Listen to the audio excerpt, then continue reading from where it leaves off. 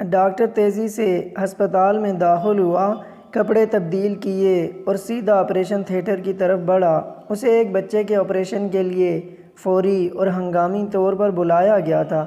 ہسپتال میں موجود بچے کا باپ ڈاکٹر کو آتا دیکھ کر چلایا، "اتنی دیر لگا دی!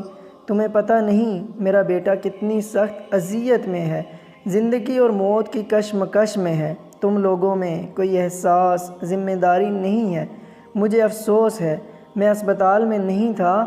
جیسے ہی مجھے کال ملی میں جتنی جلدی آ سکتا تھا آیا ہوں۔"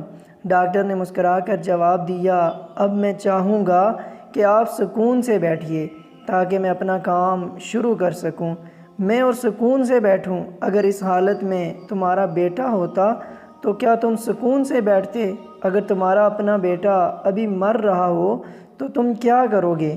باپ غصے سے بولا۔ ڈاکٹر پھر مسکرا کر کہا، "ہماری مقدس کتاب کہتی ہے کہ ہم مٹی سے بنے ہیں اور ایک دن ہم سب کو مٹی میں مل جانا ہے۔ اللہ بہت بڑا ہے اور غفور الرحیم ہے۔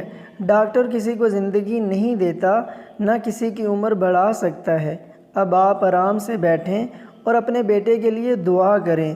ہم آپ کے بیٹے کو بچانے کی پوری کوشش کریں گے۔ بس ان لوگوں کی نصیحتیں سنو، چاہے تمہیں ان کی ضرورت ہو یا نہ ہو۔" بچے کا باپ بڑبڑایا۔ آپریشن میں کئی گھنٹے لگ گئے، لیکن بالآخر جب ڈاکٹر آپریشن تھیٹر سے باہر آیا تو اس کے چہرے پر مسکراہٹ تھی۔ "تمہارا بیٹا اب خطرے سے باہر ہے۔ اگر کوئی سوال ہو تو نرس سے پوچھ لینا۔" یہ کہہ کر وہ آگے بڑھ گیا۔ کتنا مغرور ہے یہ شخص! کچھ لمحے کے لیے بھی نہیں رکا کہ میں اپنے بچے کی حالت کے بارے میں ہی کچھ پوچھ لیتا۔ بچے کے باپ نے ڈاکٹر کے جانے کے بعد نرس سے کہا۔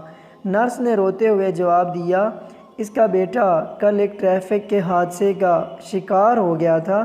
جب ہم نے اسے آپ کے بیٹے کے لیے کال کی تھی تو وہ اس کی تدفین کر رہا تھا، اور اب جب کہ اس نے آپ کے بیٹے کی جان بچا لی ہے، دوبارہ تدفین کو مکمل کرنے گیا ہے۔ کبھی کسی پر بے جا تنقید نہ کرو، کیونکہ تم نہیں جانتے کہ دوسرے کی زندگی کیسی ہے اور وہ کن کن مشکلات میں مبتلا ہے۔ تم نہیں جانتے کہ وہ تمہارے کام آنے کے لیے کتنی بڑی قربانی دے رہا ہے۔ اس میں ایک بہت بڑا سبق ہے۔ سچی بات ہے، ہم بعض اوقات حقیقت سے بہت دور ہوتے ہیں۔ جب ہمیں حقیقت کا علم ہوتا ہے، پھر سوائے ندامت اور شرمندگی کے ہمارے پاس کوئی الفاظ نہیں ہوتے۔